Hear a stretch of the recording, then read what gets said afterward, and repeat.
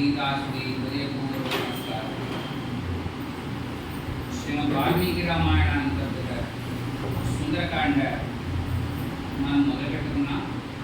దానికి ముందు రామాయణంలో ఏం జరిగిందో ఆ ఘట్టాలన్నీ అంటే సుందరకాండ మొదలవ్వడానికి సంబంధించిన ఘట్టాలన్నీ కూడా చెప్పుకున్నాం. ఇవాళ మనం ఆంజనేయ స్వామి ఏ రకంగా తాను బయలుదేరి ఆ లంకా ద్వీపానికి వెళ్తారో దానికి సంబంధించినటువంటి దాన్ని ఇవాళ చెప్పుకుంటూ ప్రయత్నించారు. గురు బ్రహ్మ గురుర్విష్ణు గురుర్దేవో మహేశ్వరః గురు సాక్షాత్ పరబ్రహ్మ తస్మై శ్రీ గురవే నమః. కాశ్యపాన్వయ సంజాతం శరణ్యార్య పరాశ్రితం వైరాగ్య జలధిం వందే రామానుజం. శ్రీ సీతారామాభ్యాం నమః. మొదటి సర్గలో మొదటి శ్లోకాన్ని మళ్ళా మొదలుపెట్టుకుని మనం తదనంతర కథాక్రమానికి చెప్తాము. తతో రావణనీతాయాః సీతాయాః శత్రుదర్శనః ఏష పదమన్వేష్టుం చారణాచరితే పథి. అలా సీతమ్మ వారిని దర్శించాలి అనేటువంటి ఉత్సుకతతో ఆ రావణాసుడు చేత కొనిపోబడినటువంటి సీతమ్మ వారిని చూడాలని సిద్ధచారణులు ఏ స్థాయిలో ఆకాశంలో విహరిస్తారో ఆ స్థాయి నుంచి తాను ఆకాశ మార్గ గమనం చేయాలి అని ఆంజనేయ స్వామి నిర్ణయించుకున్నారట. దుష్కరం నిష్ప్రతిద్వంద్వం చికీర్షన్ కర్మవానరః సముద్రశిరోగ్రీవో గవాం పతిరివా బభూ. ఎలా ఉన్నట్టు ఆయన దుష్కరమైనటువంటి సాటి లేనటువంటి ఆ కార్యాన్ని సాధించడానికి సముద్రశిరోగ్రీవో మెడ నిటారుగా నిలిపారట ఆయన. అలా నిలిపితే ఆయన ఆవుల మంద మధ్యలో ఒక ఆపోతు ఎలా ఉంటుందో అలా ఉన్నారట. అథ వైఢూర్యవర్ణేషు శాద్వరేషు మహాబలః ధీరస్తైలకల్పేషు విజచార యథాసుఖం విజాన్ విత్రాసయం ధీమాన్ పురసాః పాదవాన్ హరం మృగాంశ్చ సుబహుం నిఘ్నన్ ప్రవృద్ధనివ కేసరీ. అక్కడ అంటే ఏ ప్రదేశంలో ఆంజనేయ స్వామి ఉన్నారో మీకు తెలియజేస్తాను. మహేంద్రగిరి పర్వతాలు అనేటువంటి పర్వతాలు వరుసల్లో ఉంటాయి.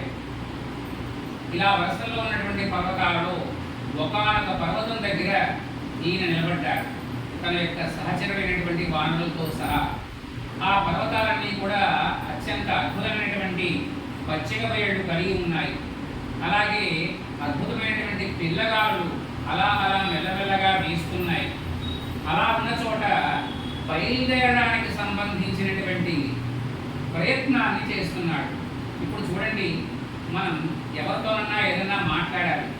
మాట్లాడాల్సినప్పుడు మనం ఏం చేస్తాము, దాన్ని ఎలా మాట్లాడితే బాగుంటుంది మన దాని గురించి మనసులో ఆలోచిస్తాం.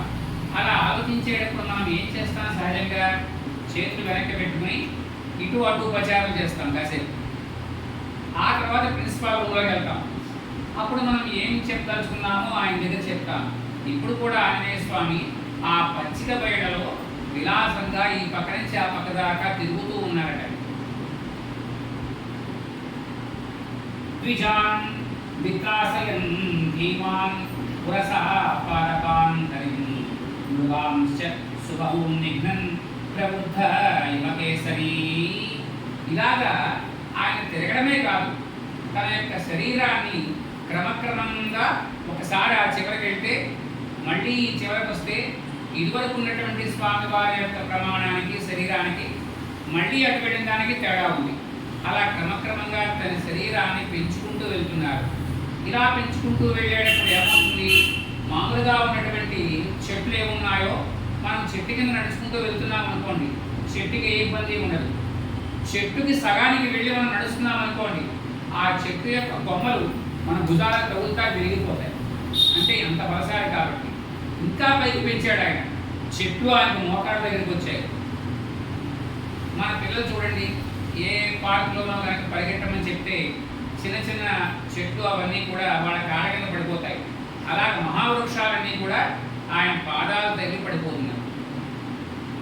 నీలలోహితమాందిష్ట పత్రవర్ణై స్థితాసితై స్వభావ విహితై చిత్రై ధాతు సమలంకృతం. ఇంకా సహజంగానే మహేంద్రగిరి ఎలా ఉంటుందయ్యా, అక్కడ ఉన్నటువంటి రాళ్ళు రకరకాల రంగులతో ఉంటాయట. నీలం, ఆకుపచ్చ, ఎరుపు ఇలాంటి రకరకాల రాళ్ళు ఉంటాయి. అలాంటి రాళ్లతో మెరిసిపోతూ ఉన్నటువంటి ప్రదేశాలు. అలాగే ఈ రాళ్ళ రంగులు దేనికి వస్తాయి అంటే దానిలో ఉండేటువంటి ధాతువులు, ఎలిమెంట్స్, దాన్ని బట్టి రాయి యొక్క రంగు మారుతుంది. మీరు సముద్ర పొట్టను చూసారా ఎప్పుడన్నా? ఇసుక తెల్లగా ఉంటుందా, నల్లగా ఉంటుందా? నల్లగా ఉంటుంది. ఎందుకు ఉంటుందయ్యా అక్కడ అంటే అందులో ఇనప రసం ఆ ఒడ్డు కొట్టుకు రావడం వల్ల. మీరు ఎప్పుడన్నా ప్రయత్నం చేయండి, మ్యాగ్నెట్ తీసుకువెళ్ళి అలా పెట్టండి, చాలా ఇనపరసం మ్యాగ్నెట్ అంటుకుంటుంది. ఆ దాంతో మీరు కనుక సామాన్లు తోముకుంటే ఇతర సామాన్లు తెల్లగా వస్తాయి, సముద్రం తెచ్చుకుంటే. అందుకో అలాంటి సౌకర్యం. అలాగే ఇక్కడ కూడా రకరకాలైనటువంటి రంగుల్లో ఉన్నటువంటి రాళ్ళు అక్కడ ఉన్నాయి. కామరూప విరావిష్టం అభీక్షణం సవరిచ్చదై యక్ష కిన్నర గంధర్వై దేవకల్పై పన్నగై. దేవతాలోకాలలో ఉండే వారందరూ కూడా తమ తమ యొక్క వాక్యాన్ని, అంటే మనం చూడండి, బాగా ఎండాకాలం వస్తే గడపడానికి ఎక్కడికి వెళ్తాం? ఊటీకో, కొడైకెనాల్కో, లేక అరకు వ్యాలీకో, లేకపోతే ఉత్తర భారతదేశంలో ఉన్నటువంటి కులు మనాలికో వెళ్తాం. అలా దేవతాలోకాల్లో వాళ్ళందరూ కూడా తమ భార్యతో పాటుగా ఆనందించడానికి ఈ భూలోకంలో ఉన్నటువంటి ఎత్తైన పర్వత ప్రాంతాలకు వస్తారు. అలాగా యక్షుడు, కిన్నరుడు, గంధర్వులు ఇలాంటి వాళ్ళందరూ కూడా అక్కడ ఉన్నారు. సతస్య గిరివర్గస్య తలే నాగవరాయతే తిష్టన్ కపివరస్తత్ర కదే నాగ ఇవాపు. అలాగా ఎన్నో ఏనుగులు ఆ మహేంద్రగిరి పర్వతాల్లో సంచరిస్తున్నాయట. వాళ్ళందరి మధ్యలోనూ కూడా మదపుటేనుగుల ఈయన ఇటు అటు తిరుగుతున్నాడు ఈ మహానుభావుడు. ఇప్పుడు ఏం చేస్తున్నాడు ఆయన? తన యొక్క శరీరాన్ని బాగా పెంచాడు, తూర్పుకేసి తిరిగాడు. ఇలాగే నేను ఇప్పుడు ఎలా కూర్చున్నానో అలాగే తిరిగి నమస్కారం చేశాడు. ఆ నమస్కారం చేస్తున్నటువంటి ఆయన ఏం చెప్పాడు? స సూర్యాయ మహేంద్రాయ పవనాయ స్వయంభువే భూతేభ్యశ్చాంజలిం కృత్వా చకార గమనేమతి. తనకు విద్య నేర్పినటువంటి సూర్యుడికి ముందు నమస్కారం చేశాడు ఆయన. తర్వాత మూడు లోకాలకి అధిపతి అయినటువంటి మహేంద్రుడికి నమస్కారం చేశాడు. ఆ తర్వాత తన తండ్రి గారైనటువంటి వాయుదేవుడికి నమస్కారం చేశాడు. ఆ తర్వాత స్వయంభూవైనటువంటి బ్రహ్మదేవుడు వారికి నమస్కారం చేశాడు. ఆ తర్వాత పంచమహాభూతాలకి పృథివీ, అప్, తేజో, వాయు, ఆకాశాలు వీటన్నింటినీ కూడా నమస్కారం చేశాడు. మనం కూడా వీళ్ళకి నమస్కారం చేస్తామా? నిత్యం చేసే పూజలో చేయమా? ఆ చేసేటప్పుడు ఏం చెప్తాం? కేశవనామాలు అయిపోయాయి. దాని తర్వాత ఏం చెప్తాం? 2 అక్షంతలు పట్టుకుని ఉత్తిష్టంతు భూత పిశాచాః ఏతే భూమిభారకాః ఏతేషాం అవిరోధేన బ్రహ్మకర్మ సమారభే అని మన నిశ్వాస అక్షంతల మీద పెట్టి ఇలా ఎడమ పెట్టేస్తాం. అంటే పంచమహాభూతాలు అంటే గాలి, నీరు, నిప్పు, ఆకాశం, భూమి ఏవైతే ఉన్నాయో ఇవి మేము చేసేటువంటి పనులకు ఎలాంటి ఆటంకాలు కలిగించకుండా ఉండాలి అని కోరుకుంటాం. ఇప్పుడు కూడా ఆయన బయలుదేరేటువంటి తనకు ఇవన్నీ కూడా ఎలాంటి ఆటంకాలు లేకుండా ఉంచాలి అని దండం పెట్టాడు ఆయన. ఇప్పుడు ఈయన ఎవరికి దండం పెట్టలేదు? ఎవరికి? రామచంద్రమూర్తి వారి పేరు ఎక్కడ తేలని గమనించారా? ఇది గుర్తుపెట్టుకోండి. మళ్ళీ కొంతకాలం తర్వాత 15 రోజుల తర్వాత అడుగుతాను. అంజలిం ప్రాణుత కృత్వా పవనాయ ఆత్మయోనయే తతో హి మృదే గంతుం దక్షిణాం దిశం. ఇలా పర్వతాల మీద తిరుగుతున్నాడు ఆయన. అంటే బాగా పైకి వెళ్ళిన తర్వాత మీకు బాగా అర్థం కావాలంటే మీరు తిరుమల వెళ్ళారు. తిరుమల వెళ్ళడానికి మీరు ఎక్కడి నుంచి మొదలెట్టారు వెళ్ళడం? తిరుపతి నుంచి మొదలెట్టారు. అక్కడి నుంచి మీకు ఘాట్ రోడ్ వస్తుంది. అలా ఎన్నో మలుపులు కొండల్లోంచి తిరిగి తిరిగి తిరిగి తిరిగి పైకి వెళ్తారు. పైకి వెళ్ళిన తర్వాత మీకు ఎక్కడైనా కొండలు కనపడతాయా? ఎందుకు కనపడవు? పైన కూడా ఫ్లాట్గా ఉంటుంది. ఎక్కడో మళ్ళీ శ్రీవారి పాదాల దగ్గరికి వెళ్తే అక్కడ మళ్ళీ కొండ కనపడుతుంది, శివరి కొండ తప్ప. తిరుమల ఉన్నటువంటి ప్రదేశం అంతా కూడా ఎత్తుపల్లాలు ఉంటాయి కానీ పెద్ద పెద్ద పర్వతాలు ఉండవు. ఇలాగ ఆంజనేయ స్వామి కూడా ఇందాక మహేంద్రగిరి పర్వతాల పైన ఇటు అటు ప్రచారం చేస్తున్నాడు. ఇప్పుడు అంజలి బంధం చేశాడు. ఆయన పూర్తివైపు తిరిగాడు. అంజలిం ప్రాణముఖాత్వ పవనాయాత్మయోనే, తన యొక్క లోపలికి గాలి బాగా తీసుకున్నాడు.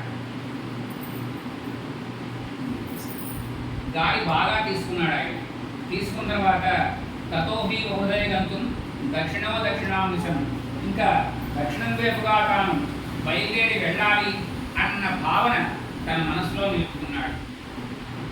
ప్లవంగ ప్రవరైర్దృష్ట ప్లవనే కృతనిశ్చయ బృధే రామవృద్ధ్యర్థం సముద్ర యువపర్వసు. పర్వకాలం అంటే అమావాస్య, పౌర్ణమి, వీటిని పర్వదినాలు అంటారు. ఇలాంటి పర్వకాలంలో సముద్రం ఆటుపోట్లు వస్తాయి, మీకు తెలుసు కదా. అలాగా తాను కూడా అప్పటిదాకా ఉన్న శరీరాన్ని పెంచిన దానికన్నా ఇంకా పెంచాక శరీరాన్ని పైకి.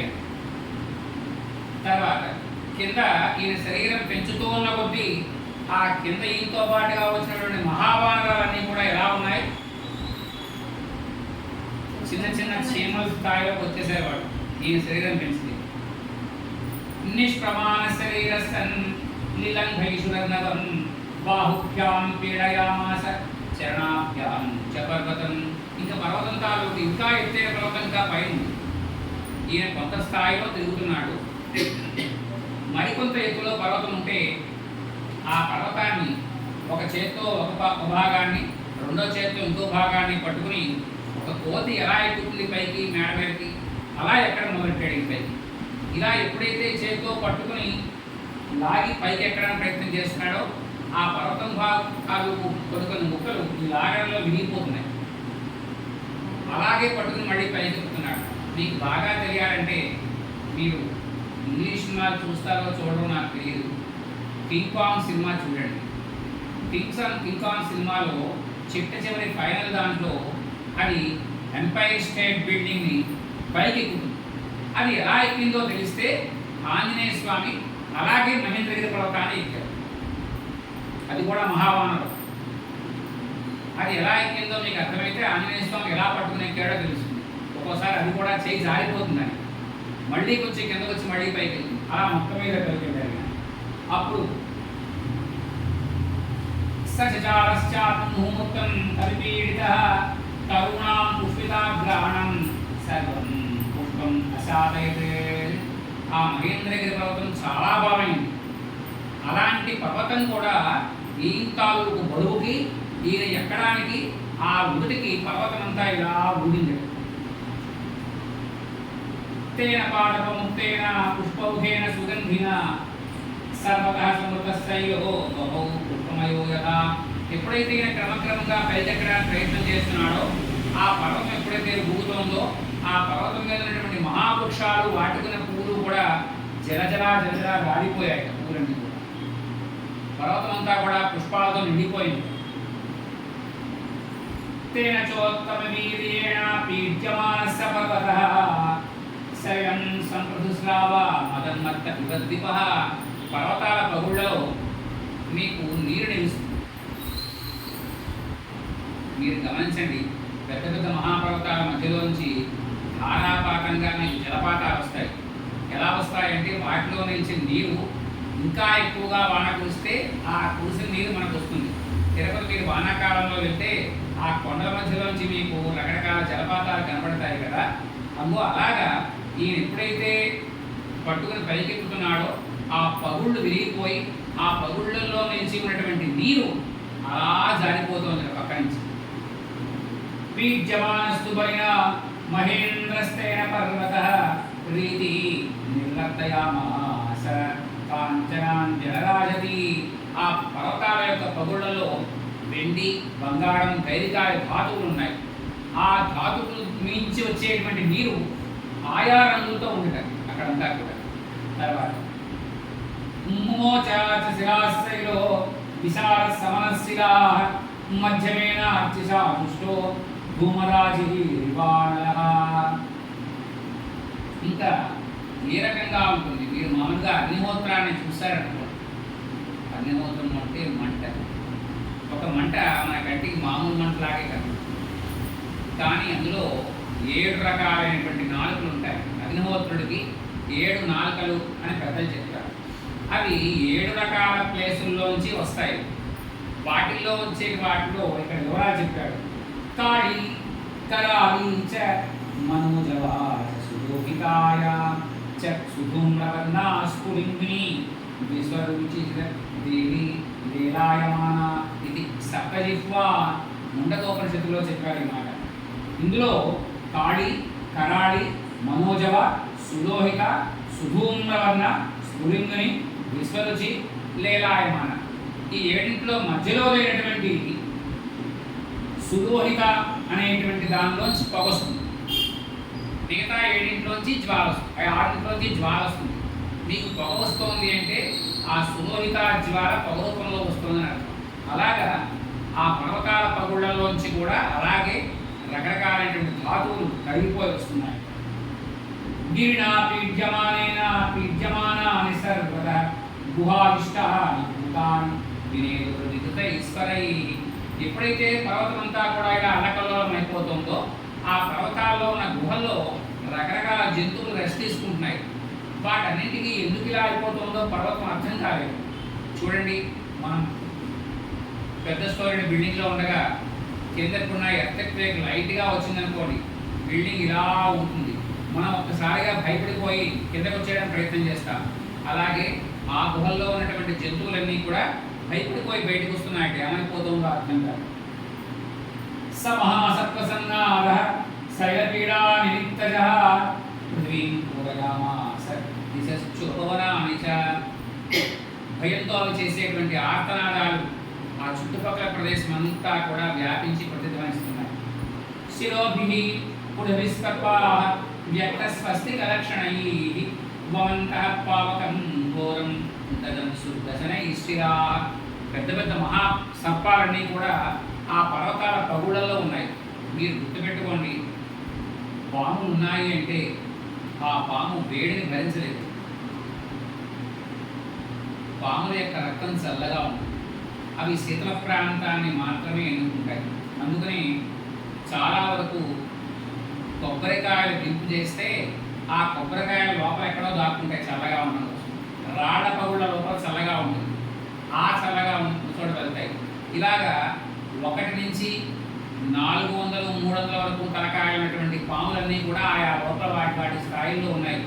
ఇదంతా ఏమైపోతుందో వాటికి అర్థం కాలేదు. దాంతో వాటి యొక్క స్థాయిని ఎవడో ఇబ్బంది పెడుతున్నాడని భావించి అవి ఒక్కసారిగా బయటకు వచ్చి ఇలా చూసాయి. ఎవడూ కనపడలేదు. ఆ కనపడకపోవడం వల్ల ఏం చేయాలో అర్థం కాక అక్కడే ఉన్న రాళ్ళని గట్టిగా కాటేశాయి. వాటి కాటుకి మహేంద్రగిరి పర్వతం తాలూకు రాళ్ళన్నీ కూడా పగిలిపోయాయి. ఇది ఆ విషజ్వాలు. అదే చెప్పారు. దాస్తదా సవిషైర్దష్ట ఉపదయిస్తే మహాశిలా జగ్రూపావకో దీప్తా విదుష్టు శాస్త్రదా. వాటి కాటు ఎంత గొప్పలంటే ఆ ఉన్న రాళ్ళన్నీ కూడా వేలాడి ముక్కలుగా విరిగిపోయాయి. అదే కనుక మనకి కాటు వేస్తే మన బతుకేమైపోతుంది. అంత గొప్ప సర్పాలన్నీ కూడా. యాని చౌషధజాలాని తస్మిన్ జాతాని పర్వతే విషజ్ఞాన వినాగానాం నసేకు శమితుం విషం. కానీ మహేంద్రగిరి లోపల ఎన్నో రకాల వృక్షాలు అన్నీ కూడా ఔషధ వృక్షాలు ఉన్నాయి ఇక్కడ. అలాంటి ఔషధ వృక్షాల ద్వారా వచ్చిన నీళ్లు కానీ గాలి కానీ వాటి యొక్క ఆ విషం తాలూకు ప్రభావాన్ని తగ్గించలేకపోయాయి. విద్యతేయం గిరిర్భూతైః ఇది మత్వా తపస్వినః త్రస్తా విద్యాధర తస్మాత్ శిల్పేషు స్త్రీగణై సహా ఆ పర్వత గుహల్లో కొంతమంది మహాములు తపస్సు చేసుకుంటున్నారు. కొంతమంది విద్యాధరుడు వాళ్ళ యొక్క భార్యలతో ఆనందోత్సాహాలు అనుభవిస్తున్నారు. వీళ్ళందరికీ కూడా పర్వతం తాలూకు ఈ ఇబ్బందులు చూసేప్పటికల్లా ఈ పర్వతం ఏదో కారణం వల్ల పగిలిపోతోంది అని భావించి అందరూ కూడా ఆకాశ మార్గానికి వచ్చేశారు. పానభూమిగతం హిత్వా హైమం ఆసవభాజనం పాత్రాణి చ మహారథాని కరకాంశ్చ హిరణ్మయాన్. వాళ్ళు తాగుతున్నారు, పళ్ళల్లో పెట్టుకుని తింటున్నారు. ఈ తాగేవి తినేవి పట్టుకుని అలాగే పెట్టి వచ్చారు వాళ్ళు. లేహ్యాం చావచాం భక్ష్యాని మాంసాన్ వివిధాని చ ఆర్షవాణి చర్మాణి ఖడ్గాంశ్చ కనగత్సరూన్. వాళ్ళకి ఆయుధాలు తెచ్చుకున్నారు, ఆ ఆయుధాలు మర్చిపోయారు, మిగిలినవన్నీ మర్చిపోయారు. ఆ పెళ్ళాలతో సహా ఆకాశ మార్గానికి వచ్చేసారు విద్యాధరులు, గంధర్వులు, ఊళ్ళందరూ కూడా ఆకాశ మార్గానికి వచ్చారు. కృతకంఠ గుణాక్షీవా రక్తమాల్యానులేపనా రక్తాక్ష పుష్కరాక్షాశ్చ గగనం దివేదిరే. చూడండి, బాగా మందు కొట్టేస్తే కళ్ళు ఎరుపు రంగులోకి వస్తాయి మత్తుతోటి. అలా మత్తుతో వాళ్ళ కళ్ళు ఎరుపు రంగులోకి వచ్చాయి. అలాగే మిగతావన్నీ కూడా రకరకాలైనటువంటి ఎర్ర పువ్వులు మాలలు ధరించారట, అలాగే ఎర్ర బట్టలు కట్టుకున్నారట. ఇవన్నిటితోటి ప్రదేశం అంతా ఆకాశం అంతా ఎర్రగా మారిపోయింది. వీళ్ళందరూ ఆశ్చర్యపోతున్నారు, ఏం జరుగుతోందో అర్థం కాలేదు. హారనూపురకేయూరా పారిహారధరా స్త్రియ విస్మిత సస్మితాస్తు ఆకాశే రమణై సహా. తమ యొక్క భర్తలతో సహా ఆకాశానికి వెళ్ళినటువంటి ఆడవాళ్ళకి ఏం జరిగిపోతుందో అర్థం కాలేదు.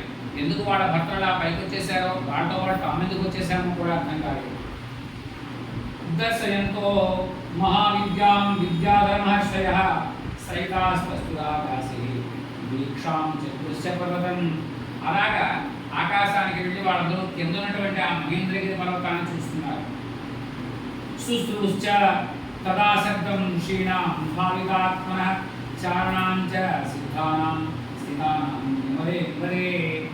అలాగా రకరకాలైనటువంటి సిద్ధులు చారణులు కూడా ఆకాశ మార్గంలో ఉంటారని చెప్పాను కదండి.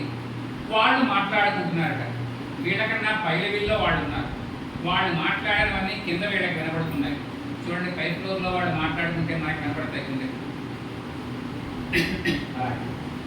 ఏ సపర్వత సంకాసో హనుమాన్ మారుతాత్మజ తితీర్షతి మహావేగ సముద్రం మకరాలయం. ఇలా పర్వతాకారాన్ని ధరించినటువంటి ఈ హనుమంతుడు ఈ సముద్రాన్ని దాటడానికి ప్రయత్నం చేస్తున్నాడు అన్నారు పైనుంచి వాళ్ళు. అది వీళ్ళు విన్నారు. గ్రామార్థం వానరార్థం చ చికీర్షం కర్మ దుష్కరం సముద్రస్య పరంపారం దుష్ప్రాపం ప్రాప్తుమిచ్చతి. ఈయన ఎవరి కోసం చేస్తున్నాడండి? మనం ఏదన్నా ఒక పని చేస్తామనుకోండి, ఆ పనిలో మనకు ఏమన్నా కొంతన్నా మిగలాలనే ఉద్దేశం ఉంటుందా ఉండదా? లేక అవతల వాడి కోసం పరిపూర్ణంగా 100కి 200% చేసేస్తామా? చెయ్యం. ఇప్పుడు ఆంజనేయ స్వామికి లంకానగరం వెళ్ళడం అవసరమా కాదా?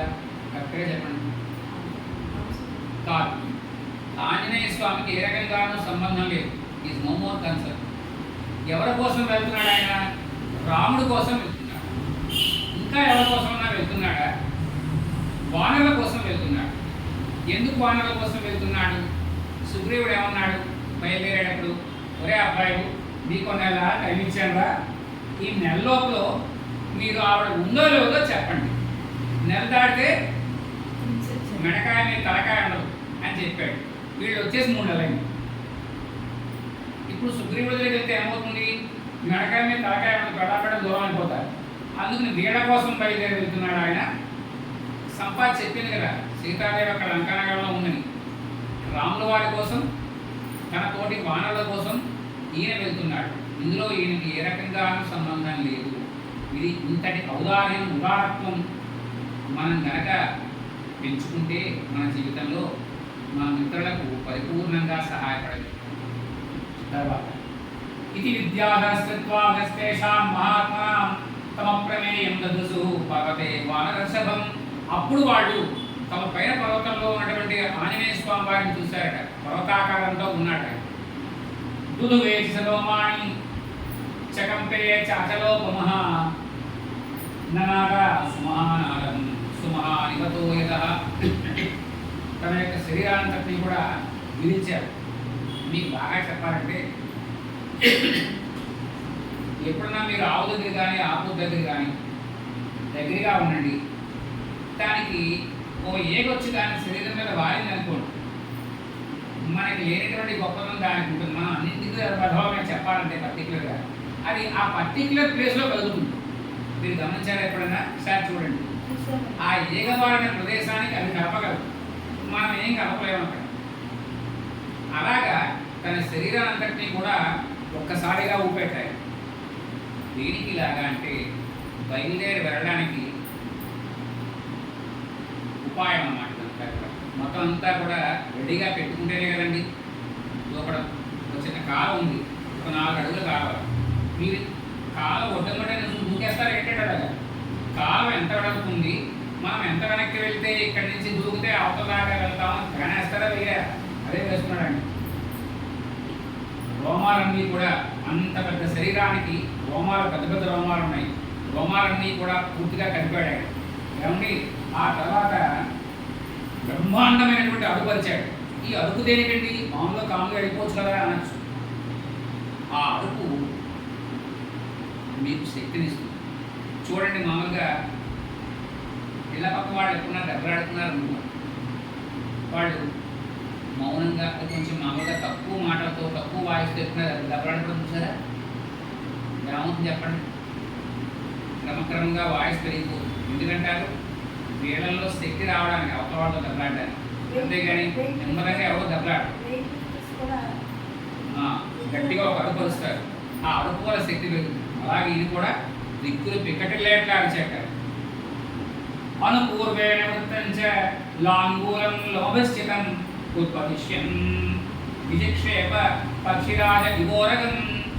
ఇక తన యొక్క వెనకాల తోక ఉంది, ఆ తోక ఒక్కసారి పైదాకా తీసుకెళ్ళి నేల కొట్టాడు. అంటే రెడీ అవ్వడం అన్నమాట పోరాడు. తస్యలాంగూలమావిద్ధం అత్తవేగస్య పృష్ఠత దృశే గరుడేనేవ ప్రియమాణో మహమురగ. ఆ తోక ఎప్పుడైతే ఆకాశానికి వెళ్ళిందో చూసే వాళ్ళకి వరుత్మంతుల వారు ఏదో ఒక బ్రహ్మాండమైన పామును నోటకరుచుని వెళ్ళిపోతున్నారు అన్నట్టుగా అనిపించింది. తర్వాత బాహుం సంస్తంభయామాస మహాపరిగసన్నిభౌ. ఈ 2 చేతులు ఇలా పెట్టాడు, గట్టిగా నొక్కి పెట్టాడు. ససారచక విత్తట్యాం చరణవు సంతుమోజచ. తర్వాత తన యొక్క నడాన్ని కిందకి దింపాడు, పాదాలను కొంచెం కిందకి దింపాడు. అంటే మోకాళ్ళు కొంచెం ముందుకు వచ్చేట. ఇంకా బాగా చెప్పాలంటే మన బతుకు అలాగే ఎలక్కన్నాలు లేవులండి. మన చిన్నప్పుడు చూసాం కదా, ఎలక్కన్నం దగ్గర ఇటుపక్క ఉండేటువంటి పిల్లి అది మామూలుగా నుంచుని దానికే చూస్తుందా? 2 ముఖాళ్ళు దగ్గరికి పెట్టుకుని చూస్తుందా? అది 2 కాళ్ళు దగ్గరికి బాగా నొక్కి పెట్టుకుని ఎలక కనబడిన వెంటనే మీరు ఎప్పుడన్నా స్ప్రింగ్ని నొక్కి పెట్టి వదిలేస్తే నీకు స్ప్రింగ్ ఏమవుతుంది? తక్కువ పైకి వెళ్తుంది. అలాగా ఎలక్కన్నానికి పర్టికులర్ దూరంలో, అలా మరి పక్కనే ఉండదు, పక్కన ఉండదు బయటకు రాదు, దానికి తెలుసు. అందుకని అది బయటకు వచ్చే లోపల ఇది ఒక్కసారి దాని మీద దూకుతుంది. ఈ ఎలక ఎలా అయితే రెడీ అవుతుందో అలా తాను కూడా తన యొక్క శరీరాన్ని నిమ్మలంగా లోపల దింపుకొని రెడీ అయ్యాడు. సంహృత్య భుజో శ్రీమాన్ తదైవ శిరోధర. ఈ 2 భుజాలు పైకింటాయి, మెడ లోపలికి. ఇవన్నీ ప్రిపరేషన్స్ అన్నమాట. మీరు ఎప్పుడైనా శ్రీహరికోటలో లాంచింగ్ ప్యాడ్ ఉంది, రాకెట్స్, మీరు అది చూడండి. వాడు ఎంత ఒక కౌంట్ డౌన్ పెడతాడు ఒక రోజు నుంచి. బాగా దగ్గరికి వచ్చిన తర్వాత 50, 49, 48, 47 అని చెప్పి కౌంట్ చేస్తాడు. దీన్ని గమనించండి. ఇదంతా దేనికయ్యా అంటే ఆ 0 అన్నప్పటికీ వాడు అక్కడ స్విచ్ మొదలు పెడతాడు, అది వెంటనే ఫోర్స్ వస్తుంది, ఆ ఫోర్స్తో పైకి లేస్తుంది. ఇదంతా ప్రిపరేషన్స్ అన్నమాట, వెళ్ళడానికి తయారవుతాడు. తేజస్ సత్యం తథా వీర్యం ఆవివేశ సవీర్యవాన్. తేజస్సు, సత్వము ఇవన్నీ కూడా తనలో పూర్తిగా నింపుకున్నాడు ఆయన. మార్గమాలోకయం దూరాత్ ఊర్ధ్వం ప్రణిహితేక్షణ క్రోధ హృదయ ప్రాణం ఆకాశం అవలోకయం. అలా ఉన్నటువంటి ఆయన సుదూరంగా ఎక్కడో కనపడనటువంటి లంకానగరం గురించి ఆలోచించాడు. ఎంత దూరం ఉండొచ్చు? మనం తెలుసున్న దాని ప్రకారంగా 800 యోజనాలు ఉంది. అది 100 యోజనాలు ఉంది. యోజనం అంటే 8 మైళ్ళు, అంటే మన భాషలో 800 మైళ్ళ దూరం ఉంది. 800 మైళ్ళ దూరానికి తాను ప్రిపేర్ అవ్వాలి, మానసికంగా, శారీరకంగా. దాంతో ఒకసారి ఆకాశం చేసి చూశాడు. మీరు ఎప్పుడన్నా గమనించండి, జెట్ ప్లేన్స్ చెప్పాను మీకు నేను, విదేశాలకు వెళ్ళేవి అలా పైకి వెళ్ళిపోతాయి, వెళ్ళిన తర్వాత తిరిగి మళ్ళీ ఫ్లాట్గా వెళ్తాయి. ఎందుకంటే ఇది మేఘమండలం దాటిపోయేంత వరకు అలా వెళ్ళిపోతుంది. దాటిన తర్వాత వాడు ఆటో పైలట్లో పెట్టేసి మనతో మాట్లాడతాడు, వేరే సంగతి అనుకోండి. నువ్వు అలా ఉపధ్యాం దృఢమవస్థానం కృత్వాసక వికుంజర నికుంజన కర్ణవు హనుమాన్ ఉపదిశ్యన్ మహాబల. అలా పిల్లి దగ్గర వద్దాం. పిల్లి అలా పిల్లి నొక్క పెట్టుకున్నటువంటిది దాని 2 చెవుల్ని కూడా ఇలా ముందు పెడుతుంది. ఎందుకని? ఎరకటాలకు చప్పుడు దానికి క్లియర్గా తెలియడం కోసం. ఇంకా బాగా తెలియాలంటే దూడసారి అంబా నడుస్తుంది. అరిచిన తర్వాత ఎప్పుడైనా దూడని చూడండి మీరు, అది ఒక చెవి ఇటు పెడుతుంది, ఇంకో చెవి ఇటు పెడుతుంది. వాళ్ళ అమ్మ ఏ పక్క నుంచి దానికి రెస్పాండ్ అవుతుందో తెలుసుకోవడం కోసం. ఇవన్నీ తెలుసుకోవాలి. అలాగే భగవద్ధ్యానం చేయమంటే మీరు అందరూ సిగ్గుపడిపోతారు, నారాయణని గట్టిగా అన్నారు. మరి చేపలు అమ్ముకునే అమ్మాయి తన దగ్గర ఎన్ని రకాల చేపలు ఉన్నాయో వంటింట్లో ఉన్నటువంటి మన ఆడవాళ్ళకి తెలిసేదా అమ్ముతుందా? లేదంటే చిన్న చిన్న మాటలతో అమ్ముకుంటే వెళ్తే దాని సంగతి ఏం తెలుస్తుంది ఇంట్లో ఆడడానికి? మరి అక్కడ సిగ్గుపడితే అమ్ముకుంటే జీవితం ఎలా గడుస్తున్నాడు? దానికి ఆలోచించండి. కొన్ని వంకాయలు కూరగాయలు అమ్మేవాడు కూడా మైక్ పెట్టేస్తున్నారు. ఇదివరకైతే గట్టిగా అరిచేవారు. అంటే వంటింట్లో ఉన్న ఆడవాళ్ళకి తన వస్తువు తన దగ్గర ఉన్నాయని తెలియాలి. అలాగే ఈయన కూడా చెవులు 2 రిక్కిరించాడు. ఇలా ఎందుకు రిక్కిరించాడు? ఈయన ఆ వచ్చేటువంటి గాలి ఎలా ఉంది, ఆ గాలి ఎంత వేగంతో వస్తుంది, దానికి తగ్గట్టుగా మన వేగం ఎలా ఉండాలి. మీకు ఇందాక చెప్పాను, రాకెట్ పైకి వెళ్ళాలంటే ఎస్కేప్ వెలాసిటీ అంటారు, పలాయన వేగం. 1 సెకండ్కి 8 మైళ్ళ దూరం కనుక మీరు పైకి లేపితే అది భూమిని వదిలిపెట్టి వెళ్ళిపోతుంది. ఇల్లు ఏమాత్రం తక్కువైనా సముద్రంలో పడిపోతుంది. కొన్ని పడిపోవడానికి కారణం ఏంటంటే ఎస్కేప్ వెలాసిటీ వీళ్ళు అంచనా వెయ్యలేక దాని ట్రిగ్గర్ నొక్కేటప్పుడు దాని పరిస్థితి చూడక. అందులో అలాగే నేను అన్ని చెవులు రిగ్గరించాడు. మన భాష చెప్పాలి, వానరాన్ వానర శ్రేష్ఠ ఇదం భజన బ్రవీత్. అలా వానరులతోటి కింద ఉన్నారు కదా చీమల్లాగా, వాళ్ళకే చూసాడుగా, చూసి వాళ్ళతో మాట్లాడుతున్నాడు. ఏం మాట్లాడుతున్నాడో రేపటి రోజుల్లో చెప్పుకుంటాం. హరి ఓం తత్సత్. మంగళం కోసలేంద్రాయ మహనీయ గుణాత్మనే చక్రవర్తి తనూజాయ సార్వభౌమాయ మంగళం. హరి ఓం.